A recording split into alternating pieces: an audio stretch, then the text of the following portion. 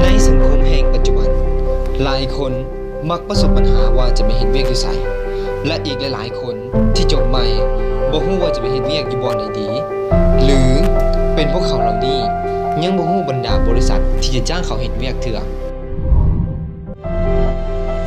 ไอจอบตอบสนองแรงงานแก้บรรดาบริษัทไอจอบแม่นขอเสริมผู้ซ่อมเวียกเฮ็ดให้แก่ผู้จ้างงาน